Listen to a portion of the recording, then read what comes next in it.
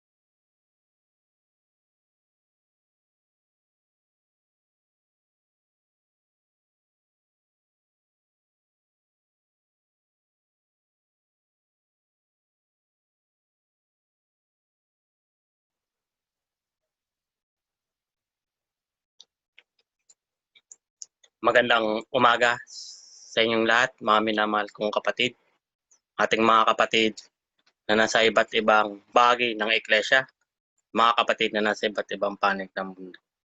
Tayo ay nagpapasalamat na muli tayo binigyan ng pagkakataon na magkatipon-tipon sa araw na ito sa ngalan ng ating Panginoong Jesucristo upang mag-aralan, magbigay kalakasan sa bawat isa sa atin at ganapin ang iniwang panata ng ating Panginoong Jesucristo, ang pagkain ng tinapay at pag-inom ng bino na siyang sumisimbolo sa katawan at dugo.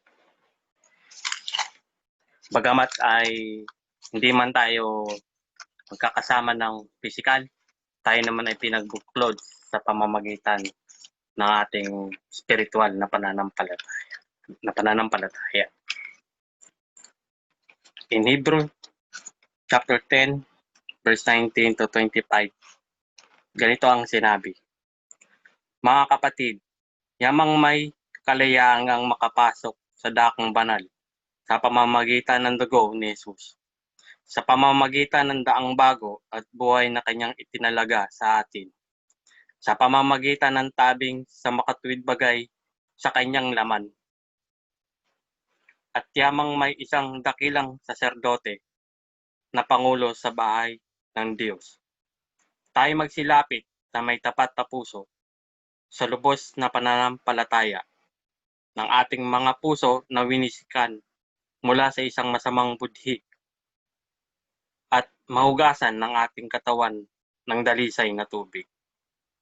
Na ating ingatang matibay ang pagkakilala ng ating pag-asa upang huwag mag-alinlangan sapagkat tapat ang nangako. At tayo magtinginan upang tayo'y mga udyok sa pag-iibigan at mabuting gawa. Na huwag nating pabayaan ang ating pagkakatipon na gaya ng ugali ng iba, kundi mag-aralan sa isa't isa, lalo na kung iyong namamalas na nalalapit na ang araw.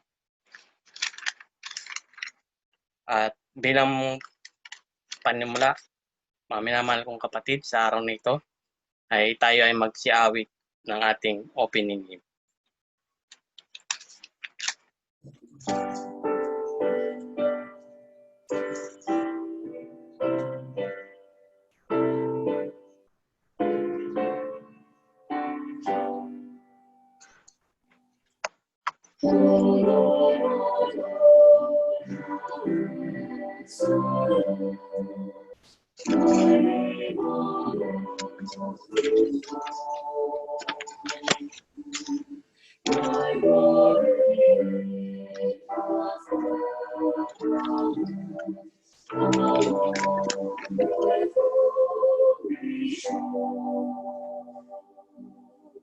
When I behold thy hands on high, the work of God is my the Lord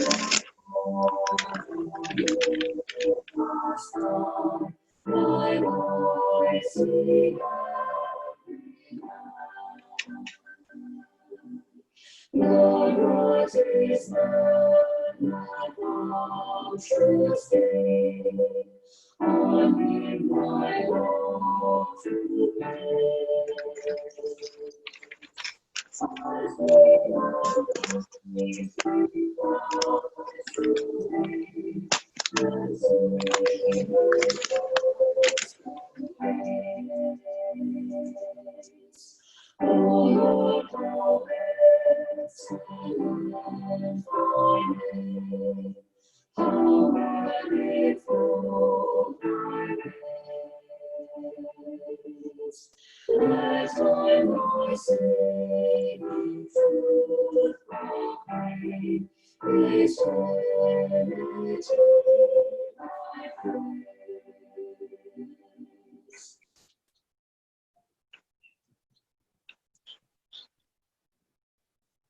Manalangin tayo mga kapatid. O Diyos na makapangyarihan sa lahat, na lumalang ng langit at lupa, Ama namin sa pananampalatayaan sila Abraham, Isaac at Israel. O Diyos, kami ay nagpapasalamat na kami ay binigyan mo ng pagkakataon na makapaglingkod at tuparin ang mahalagang gawain sa araw nito.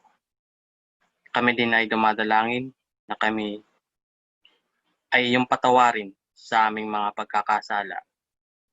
Gayon din naman, iyong patawarin ang mga nagkakasala sa amin.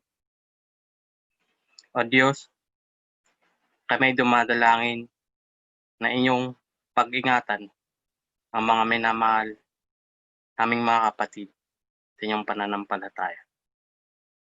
Mga mahal namin sa buhay, ang aming mga pamilya at mga kaibigan, sila ay iyong ilayo sa kapahamakan at iyo din silang pagalingin sa kanilang mga karamdaman. O Diyos, kami dumadalangin na iyo kaming gabayan sa aming pagsasaliksik ng iyong mga salita. Tulungan niyo po kami magkaroon ng karunungan at iyong linisin ang aming mga puso at isipan ng bawat isa sa amin. Nang sa ganon, kami ay hindi magligaw. Muli, kami nagpapasalamat sa mga biyayang ibinibigay mo sa amin. Ang pangalalangin na ito ay aming pinapabot sa pangalan ng inyong bugtong na anak ng aming Panginoong Jesucristo. Amen. Mga kapatid, ang readings natin sa araw na ito ay magmumula sa aklat ng Romans chapter 10 at ito'y babasahin ng ating kapatid na Noli. Magandang umaga sa ating lahat, mga kapatid. Reading together Romans chapter 10.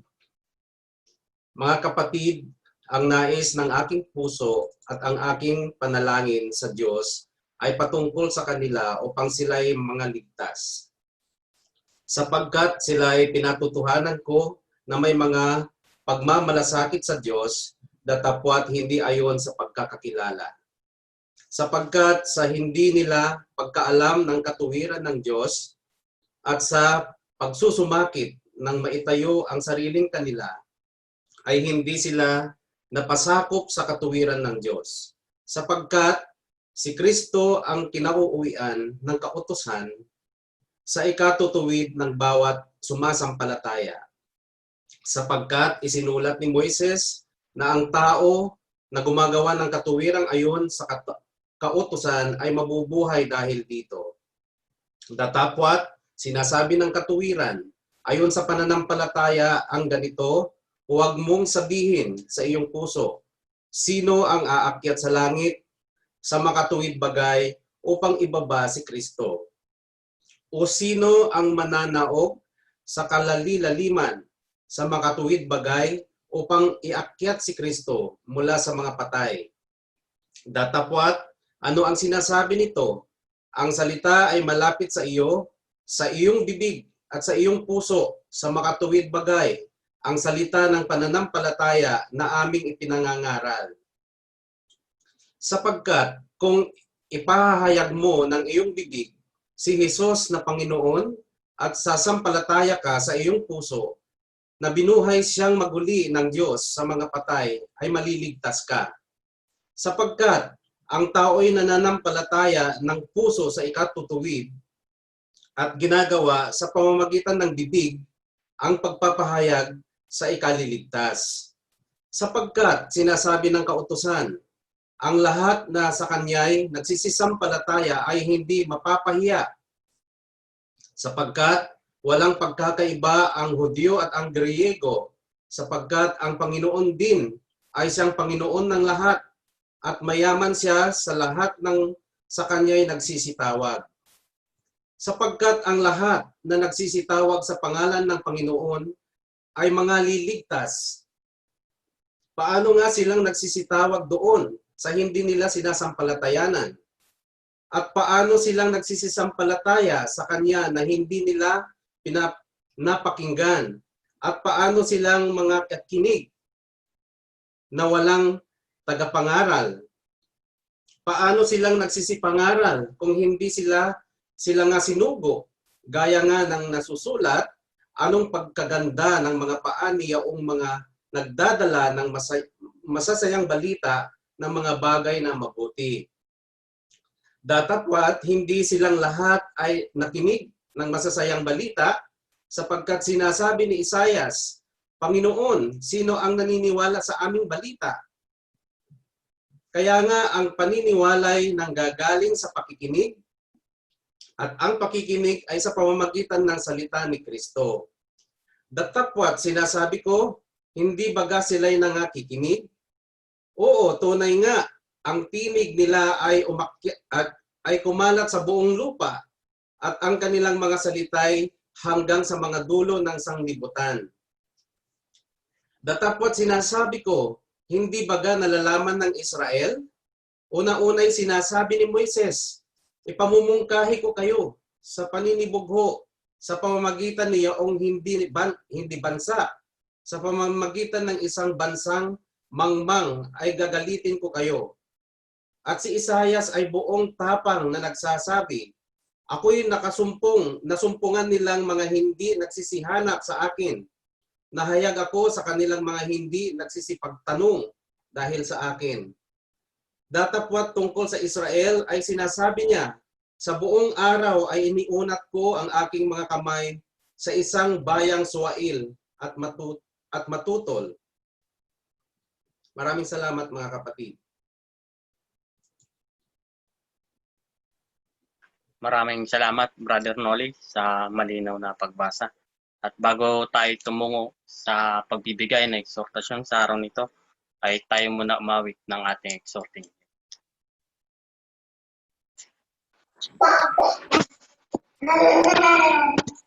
Mas din.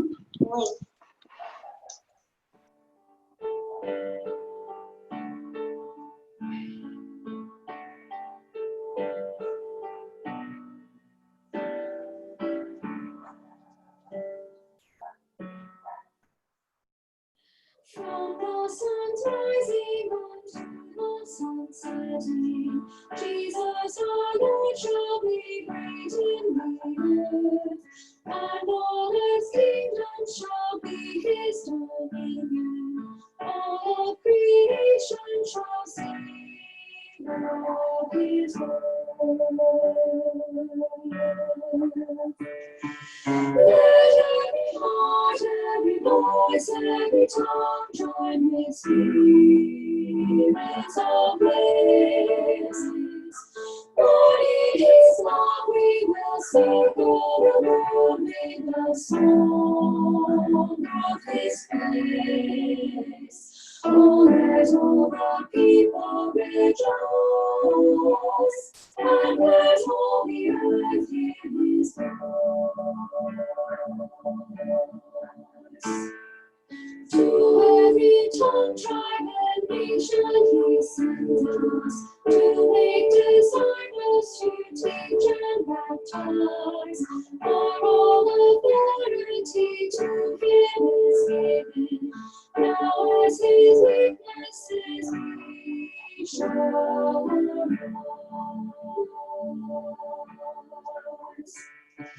Let every heart, every voice, every tongue join with spirits of praise.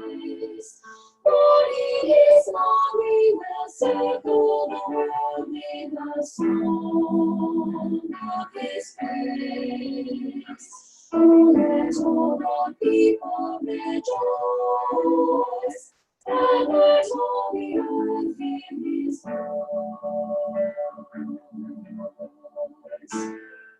Come, let us join with the church from all nations, cross every border, through wide every gulf. Others may keep us, speak as His promise, till the far corners of Savior.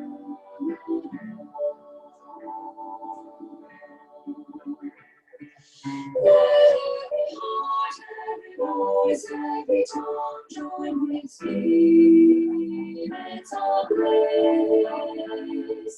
For in His love we will circle the world with the song of His praise. Oh, let all the people rejoice, and let all the earth hear His voice. Let all the people rejoice, and let all the earth hear His voice.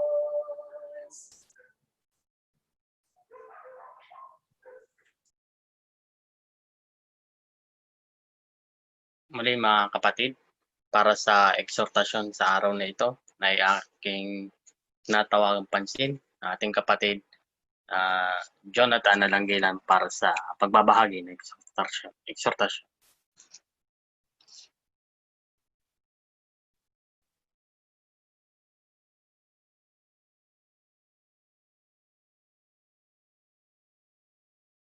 Hello, hello.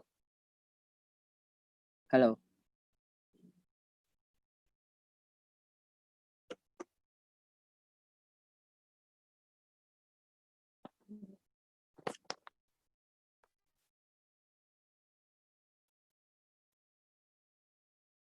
Okay. Narinig ba ako, Brother Jairus? Opo, kuya. Naririnig ka namin. Okay. So, mag-start na tayo. Una, magandang umaga, mga minamahal kong kapatid at sa ating mga kaibigan sa pangalan ng ating Panginoon Kristo. At narito na muli tayo sa araw ng ating memorial na kung saan ay ginugunita natin ang ating Panginoon. At ang aking exhortation ay base sa ating reading sa Romans chapter 10 na very encouraging bagamat tayo ay nasa ganitong sitwasyon sa ngayon ng coronavirus, ang pandemic na kung saan ay nagiging parang hadlang sa atin para tayo ay magkita-kita. At sana ay malaman natin ang kalooban ng Diyos. At ang readings natin mga kapatid ay Romans 10 na kung saan ay napakaganda ng Romans 10 kung yung ating binasa kanina ni Brother Noli. At makikita natin na itong Romans 10 na to mga kapatid ay pinapakita ni Pablo ang kanyang pag-ibig, pagmamahal sa kanyang mga kababayan sa Israel, mga Hudyo. At ganun din sa mga hintil na kung saan siya ay sinugo. Sa katunayan mga kapatid, ang kanyang sulat sa Roma ay ito ay patungkol sa mga mananampalataya na mga Hudyo at ganun din sa mga Grego. Dahil pinakita niya dito na kung saan sa Romans 1 verse 16 sabi niya, "For I am not ashamed of the gospel of Christ, for it is the power of God unto salvation to everyone that believeth, to the Jew first and also to the Greek." So mga kapatid, makikita natin ang pagkakasunod-sunod ng pangangaral niya ng Gospel of Christ, na kung saan ang kapangyarihan ng Diyos upang tayo ay magkaroon ng pag-asa, upang tayo ay mga ligtas. At ang Romans chapter 10 sa verse 1 is a repetition of Paul's point in Romans chapter 9 verses 1 to 5. Ito ay repetition lamang ng kanyang sinabi sa kanya nung previous verses, previous chapters. And makikita natin na in-expound ni Paul ang kanyang pag-forecast or pagiging prophecy sa Israel. The prophecy is about the rejection of Israel of God's grace. Dahil hindi nila tinanggap ang biyaya ng Diyos. At dahil dito mga kapatid, ang sabi ni Pablo, pinangaral niya ang ebanghelyo o gospel sa mga Hudyo una, to the Jew first, and now to the Gentiles. At makikita natin na he careful emphasize that he still has a great yearning for Israel to enter into salvation. Kaya't makikita natin na gusto niya pa rin baligtas ang Israel. His desire for their salvation is reflected in his going to the Jews first. Yan. And also praying to God on their behalf. Kaya siya ay nagpipray sa Israel, mga kapatid at mga kaibigan. At makikita natin sa Acts 13, verse 46, "Then Paul and Barnabas waxed bold and said, It was necessary that the word of God should have been spoken to you. But seeing ye put it from you, and judge yourselves unworthy of everlasting life, lo, we turn to the Gentiles. So, ang mga Hudyo ay hindi tinanggap ang salvation na ito. For so hath the Lord commanded us, saying, I have set thee to be a light of the Gentiles, that thou shouldest be for salvation unto the ends of the earth. So Paul is now commissioned to be the light of the Gentiles, to be the apostle to the Gentiles. Ayan. Sabi sa verse 2 ng ating readings, sabi ni Pablo, for I bear them record that they have a seal of God, but not according to knowledge. So, Israel, they knew much of the scriptures, but in one area, they were terribly deficient. Nagkamali sila dahil nalalaman nila ang kasulatan, ngunit sa isang area ay nagkamali sila. Dahil they think that the righteousness is by doing the law or their own righteousness. So, for they being ignorant of God's righteousness and going about to establish their own righteousness. So, meron silang sariling katwiran or pagiging matuwid, and have not submitted themselves unto the righteousness of God. Yan mga kapatid. At makikita natin na this is their state of mind, na they sought to establish their own by the works of the law. And makikita natin mga kapatid in comparison to the boasting of the Pharisee in Luke chapter 18, yan, verse 9. Yung Pharisee na nagyayabang sa kanyang sarili, ito yung kanyang panalangin. And he, Jesus, spake this parable unto certain which trusted in themselves that they were righteous and despised others. So Luke chapter 18 verse 9 to 12. Na nagtitiwala sila sa kanilang sariling katwiran at hinahamak nila ang iba. 2 men went up into the temple to pray, the one a Pharisee and the other a publican. Ito yung sinabi ng Pharisee, mga kapatid. Verse 11, the Pharisee stood and prayed thus with himself, God, I thank thee that I am not as other men are, extortioners, unjust, adulterers, or even as this publican. Hinamak niya yung kanyang kasama. So sabi niya, nagyabang siya, nag-boast siya. I fast twice in the week. I give tithes of all that I possess. Kung makikita nyo, ito ang laman ng prayer niya. Nagyayabang sa Diyos na ginaganap niya ang law of Moses, ang kautusan. Kaya ayan ang state of mind niya. Pero anong sabi sa Psalm 71? Because they did not submit to God's righteousness, it is by an attitude of faith that a man may subject himself before God. So kailangan tayo may attitude ng ating pananampalataya na isa-submit natin ang ating sarili. Ang sabi diyan, but I will hope, Psalm 71 verses 14 to 16, but I will hope continually and I will yet praise thee more and more, sabi ng salmista sa Panginoon.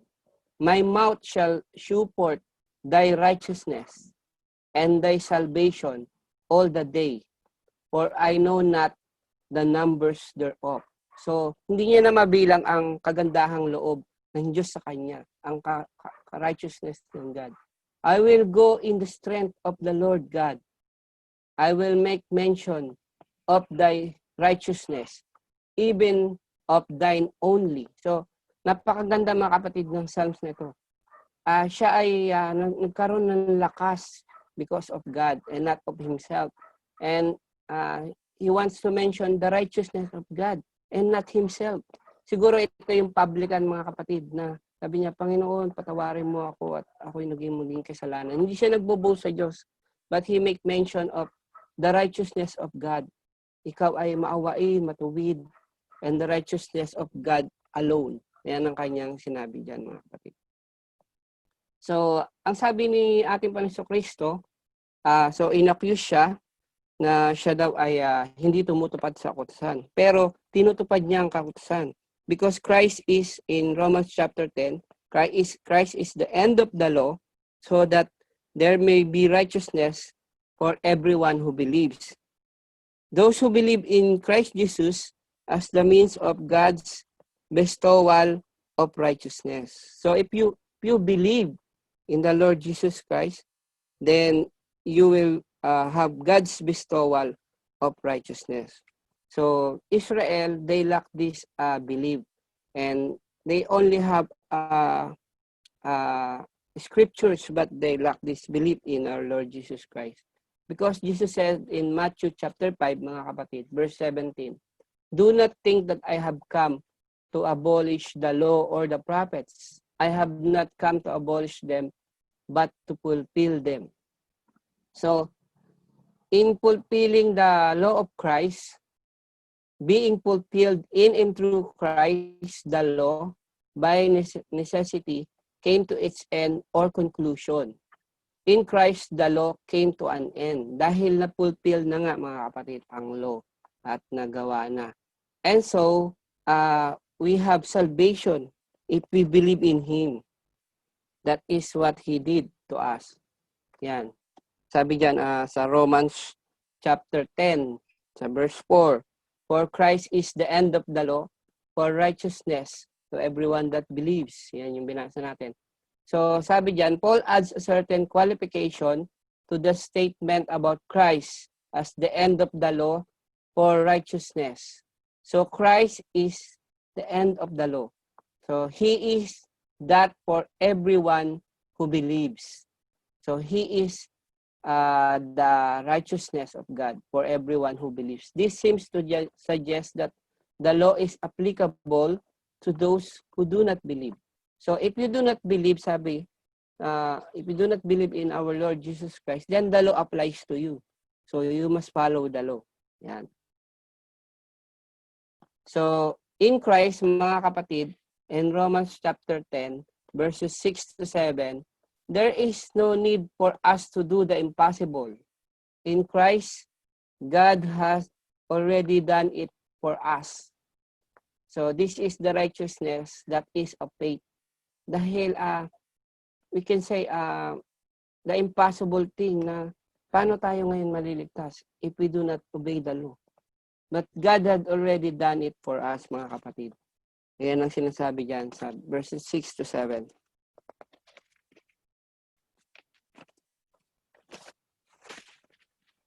So the man who does this law will live by them.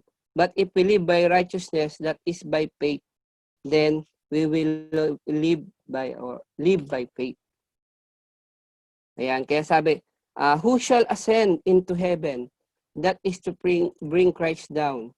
God has already sent His Son from heaven. Who will descend into the deep? That is to bring us Christ up from the dead. And this is already done, the impossible. God already raised our Lord Jesus Christ from the dead, therefore demonstrating the working of His mighty power. So the impossible is now possible, that our Lord Jesus Christ is alive. So sabi diyan, verse 10, verse 9, if you confess with your mouth, so if we believe and confess with our mouth, mga kapatid, kung ating naniniwala at kino-confess natin sa ating mga bibig. Kaya nga kailangan natin, mga kapatid, na bago tayo mabautismuhan ay magko-confess muna tayo ng ating pananampalataya sa ating mga kapatid. Kung ano yung pinaniniwalaan natin. Because this is important. So we confess with our mouth. It requires an open declaration from the lips, revealing a sincere belief within, and if he applies what he believed, and on this ground, a man could be saved. So if you really confess with sincere belief, and you apply what you believe, and then a man can be saved, mga kapatid. kakaroon siya ng pag-asa at kaligtasan. Dahil sabi sa Matthew chapter 12 ng ating Panginoong Kristo, for out of the overflow of the heart, the mouth speaks. Kaya kung ano yung nasa puso natin mga kapatid, yung ating pinaniniwalaan, yun ang sinasabi ng ating mga bibig, mga kapatid at mga kaibigan. So, ayan, Matthew 12 verse 34. So, sabi din sa Romans chapter 10, balik tayo sa readings natin. If thou shalt confess with thy mouth the Lord Jesus, and you believe in your heart that God had raised him from the dead, then you will be saved. Yan yung kailangan natin mga kapatid. God already done it. For with the heart, man believeth unto righteousness, and with the mouth, confession is made unto salvation. So, with our heart, we believe for the righteousness of God, and with our mouth, we confess so that we are made unto salvation. For the scripture said, whosoever believe on him shall not be ashamed. Kaya nga sabi ni Pablo, I am not ashamed of the gospel. For whosoever believe shall not be moved or shall not be confounded. Yan mga kapatid, napakagandang encouragement sa atin na mananampalataya. So, heart and mouth clearly carried over it from Deuteronomy chapter 30 verse 14. And thus symbolize belief and confession. So the mouth symbolizes confession, and the heart, our heart, brothers and sisters, it symbolizes the belief or yung pananampalataya natin. Yan. So anyone who trusts in God will never be put to shame. Ang sabi sa verse 11. So meron na tayong kapatawaran sa ating mga kasalanan, mga kapatid. But ang sabi dito mga kapatid sa verse 12, for there is no difference between Jew and Gentile. So ito palang pananampalataya na to mga kapatid ay paniniwala sa Jew and Gentiles alike. There is no difference. Parehas lang ito. When it comes to the need of Christ and the availability of His salvation. So, Romans 22 yun. Ayun. So, bago yan mga kapatid. So, ang sabihin natin, so meron na pala tayo, hindi na natin kailangan sumunod sa kautusan. So, under grace na tayo. So, sabi diyan, sige, magkasala na tayo. Ang sabi ni Pablo, hindi. What then shall we sin? Because we are not under the law, but under grace. God forbid. Yan. Yan yung sinabi ni Pablo. God forbid. At makikita natin mga kapatid na God had already put a cornerstone in Zion in Isaiah 28 verse 16. And this cornerstone is prophesied the Messiah. Therefore thus saith the Lord God, behold, I lay in Zion a foundation stone, a tried stone, a precious cornerstone, a sure foundation. He that believeth shall not make haste. Ayan, so kailangan lang nating maniwala. Isaiah 28 verse 16 mga kapatid. So, this is the foundation stone, a precious cornerstone. A sure foundation is our Lord. Yan. Ayun yung sinabi ko kanina, for there is no difference between the Jew and Gentile.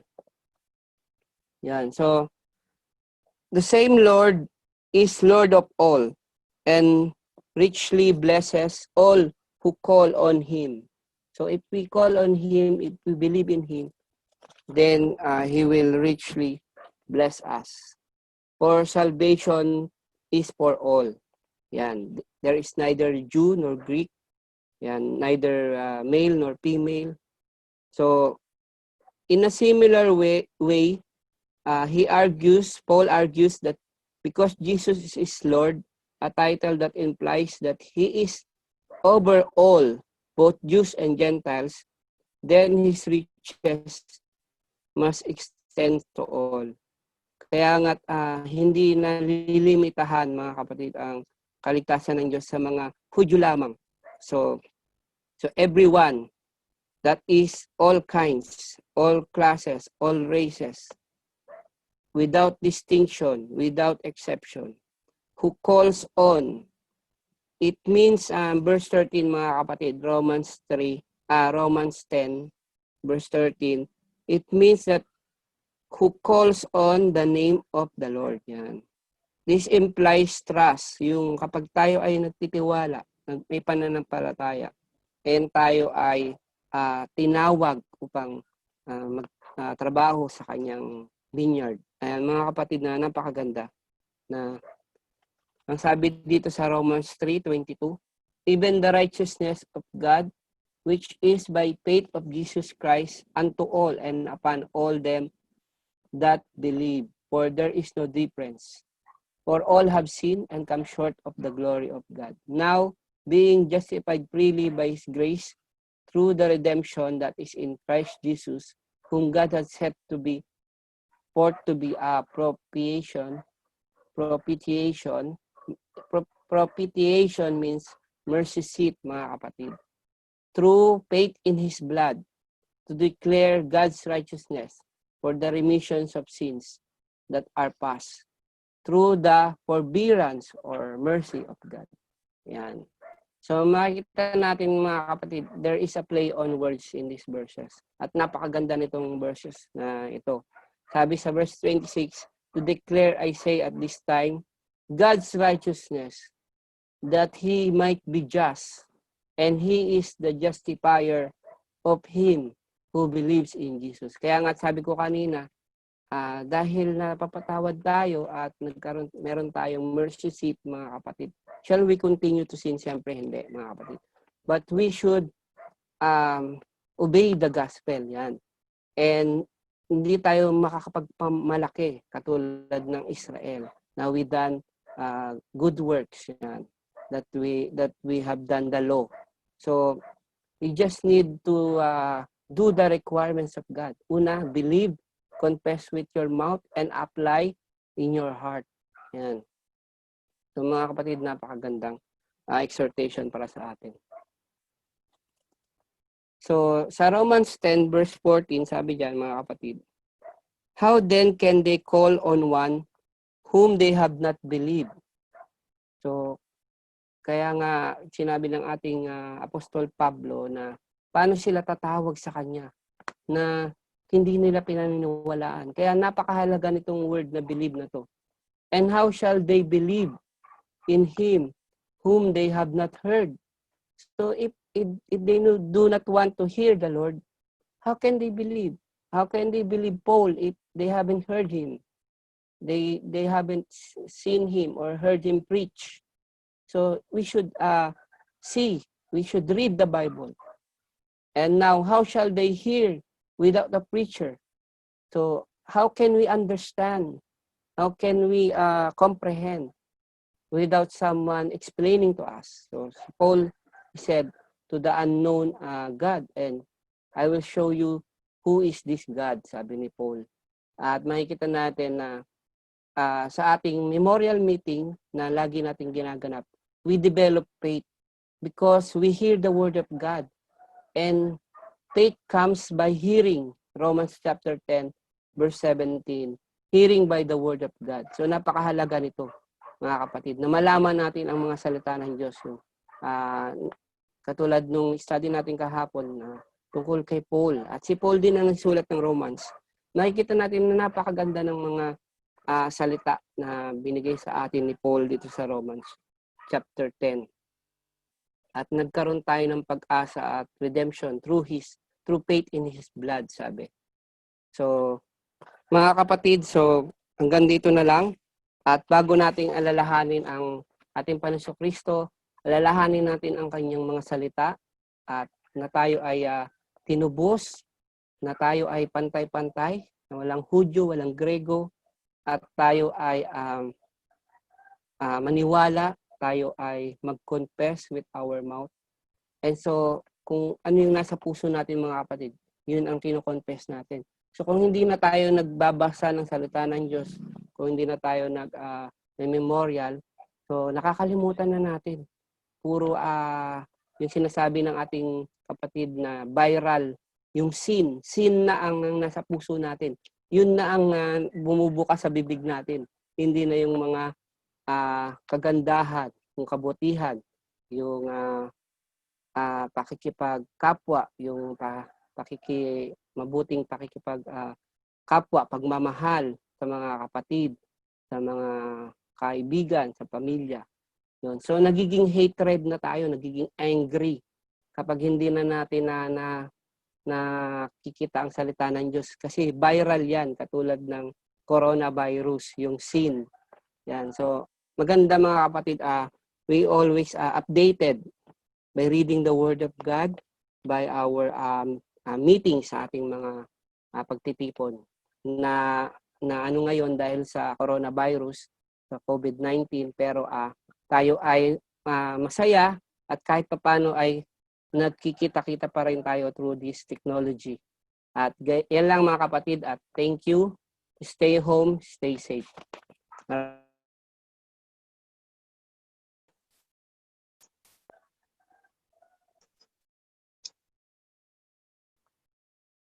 Maraming salamat, Father Jonathan Nadanggilan, sa pagbabahagi ng exhortasyon sa araw na ito.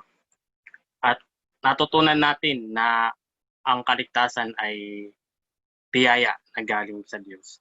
And we can earn salvation by what we do, but we can lose it by what we don't do.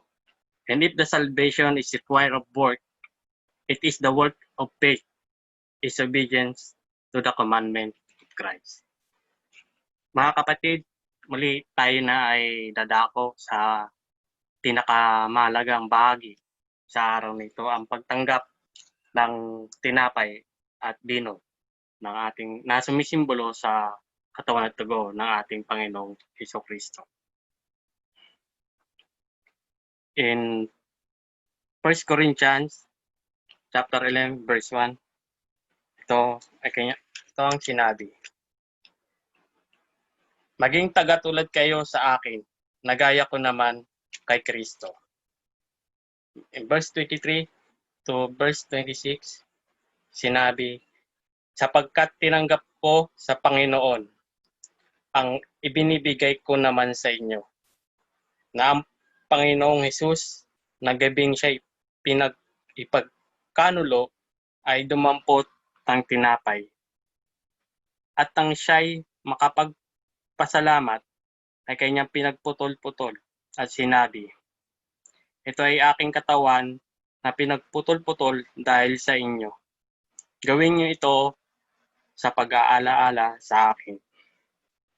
At gayon din naman, hinawakan ng saro pagkatapos makahapon, na sinasabi, ang sarong ito'y siyang bagong tipan sa aking dugo.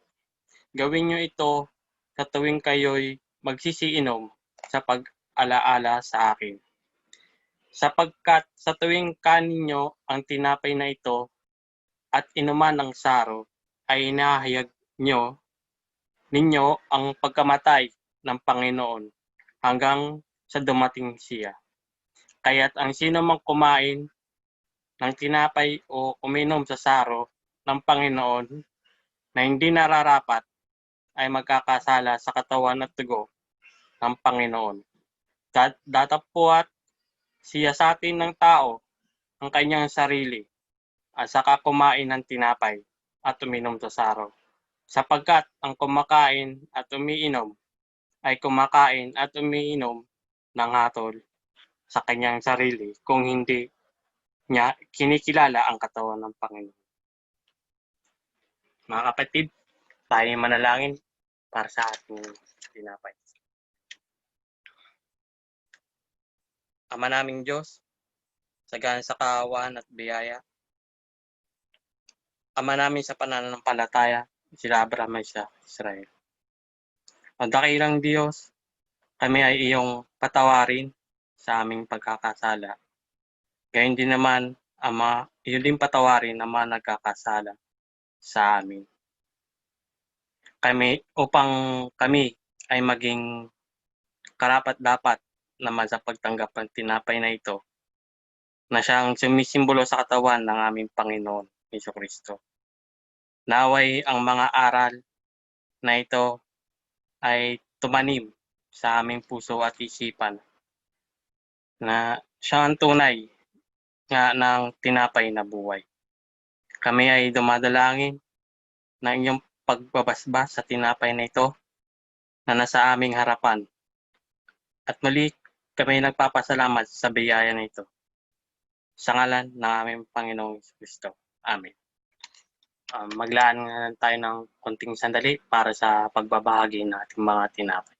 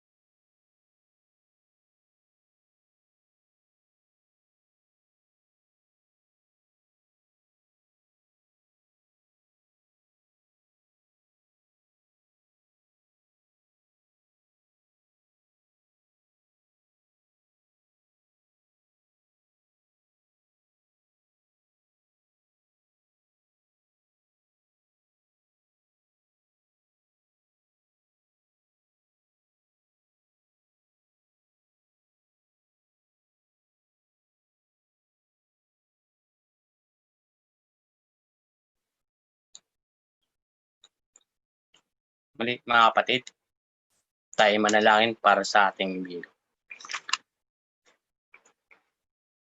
Ama naming Diyos, siganan sa kawan at biyaya. Maraming pananampalataya sa Abraham at sa Israel.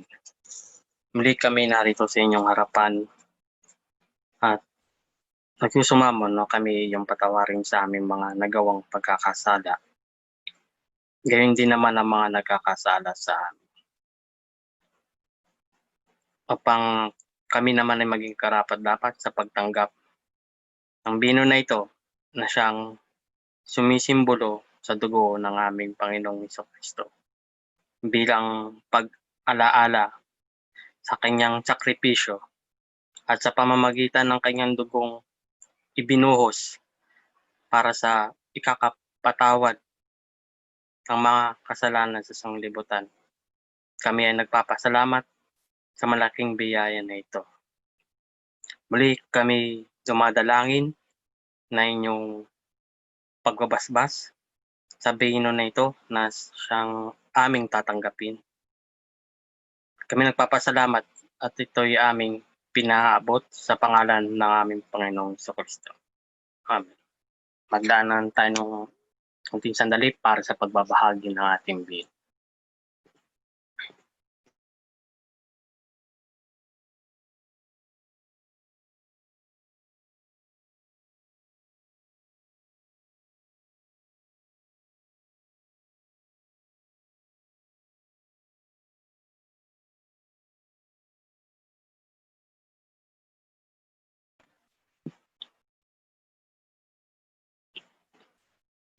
Tayo umawit ng ating memorial.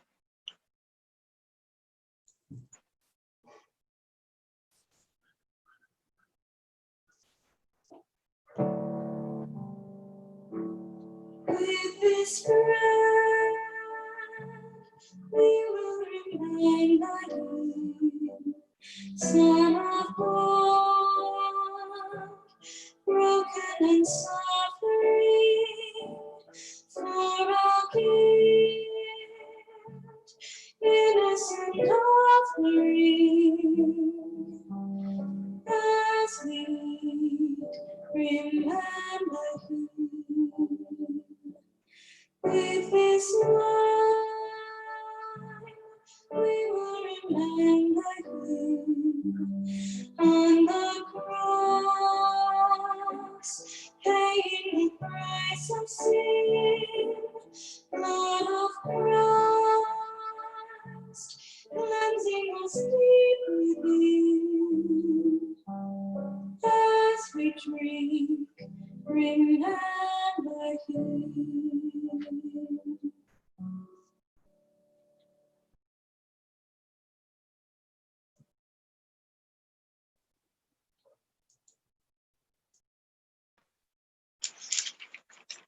Muli, para sa ating announcement para sa araw na ito, sa susunod na memorial meeting, ang ating magiging exhorter ay si Brother Alexander Pacun at ang presider naman natin ay si Brother Joniper Tibidad from Kalilangan Iglesia. At mamayang hapon na 2 o'clock p.m. Philippine times and 4 o'clock p.m. in Australian time, meron po tayong Philippine Sunday School virtual class na taking up in lesson 5, Cain and Abel, with our facilitator, Sister Eleanor Cruz, and our Sunday school teacher, Sister Cora and Jojo, and our brother Jojo Anagbilan. At kung wala na po tayong ibang announcement, tayo ay dadako na sa huling bahagi sa araw na ito. At tayo mag-awit ng ating closing hymn, at kasunod naman nito ay ang pangwakas na panalangin na ibibigay ng ating kapatid na Jomar.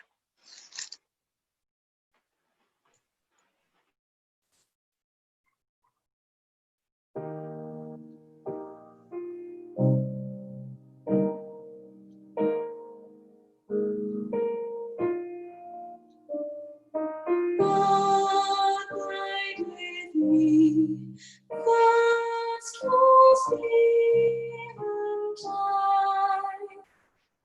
The darkness deepens, Lord, with me abide. When others and comforts flee, help us who abide with me. Swift to its close, and all life's little day. Earth's joys would dim, its glories pass away. Change and decay, here all around I see. Oh, thou who changes not, abide with me.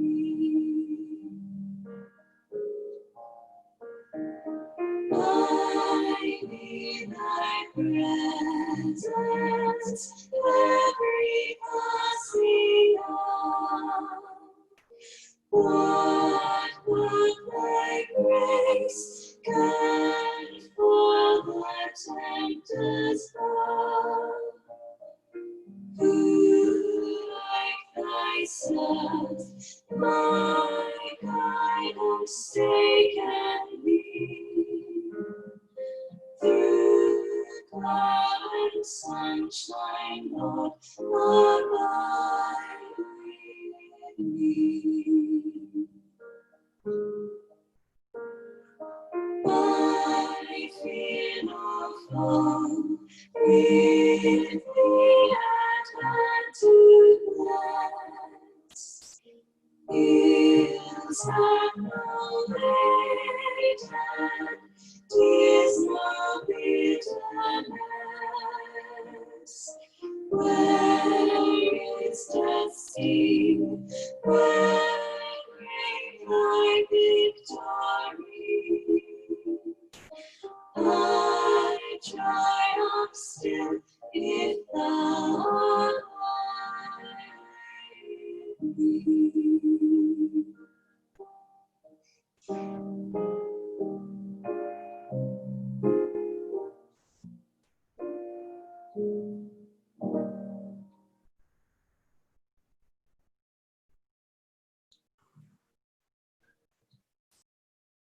At tayo manalangin mga kapatid. Dakilang Diyos na mabagin at makapangyarihan sa lahat. Diyos ng aming mga magulang sa pamamagitan ni Abraham, Isaac at ni Jacob. Kami doon madalangin muli, Panginoong Diyos, at nagpapasalamat sa araw na ito na ipinagkaloob mo sa bawat isa sa amin. At maraming salamat, Panginoon, sa oportunidad na ibinigay mo sa amin muli upang makapakinig, hindi man na physically, pero virtually. At nawa ang yung mga banal na salita na ito ay muli magpatibay at magpalakas sa amin. Nawa, Panginoong Diyos, ay ang bawat narinig naming mga gandang bagay ay baunin namin at pilit isabuhay ang mga aral na ito. Gayon din, Panginoong Diyos, ay dinadalangin namin ang paggabay mo sa bawat isa sa amin sa panahon na ito. At ilayo mo kami, Ama, sa kapahamakan at anumang karamdaman. Dinadalangin din namin, Ama, ang aming mga kapatid na nasa banig ng malupang karamdaman na sanay yung silang pagpagalingin mula sa iyong mapagpagaling na kamay. Naway dumating na ang iyong bugtong na anak na siyang maghahari sa kaharian na itatatag sa ibabaw ng lupa. At mapuno na ng iyong kaluwalhatian ang sanglibutan. Ang panalangin ito ay lubos naming pinapasalamatan at pinapaabot sa pamamagitan ng iyong bugtong na anak na siyang aming tagapamagitan at tagapagligtas, Panginoong Kristo. Amen.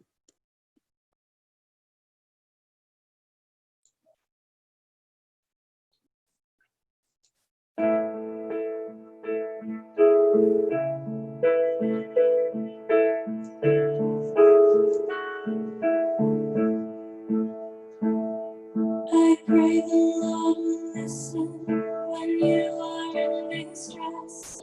I pray the God of Jacob keep you safe. May He send you help from the sanctuary and come to your rescue from Mount Zion. May He remember your gifts and be pleased with what you bring. And in all of your ways, may God be with you. Then you will win the victory, and we will shout for joy, lifting your banners in the name of our God.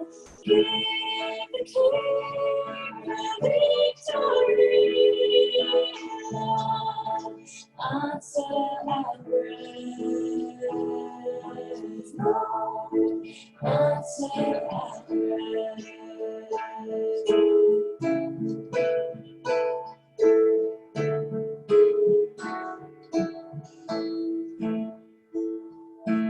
I am certain, Lord, that you'll save those who love you. Save them with the strength of your hand. Some people put their trust in the strength of their own might, but we will put our trust in the Lord. Then those that trust in themselves will be brought to their knees. But we will rise up and stand firm to the end. Then you will win the victory, and we will shout for joy, lifting our hands in the name of our God. Give the King the victory, Lord. Answer our prayers, Lord.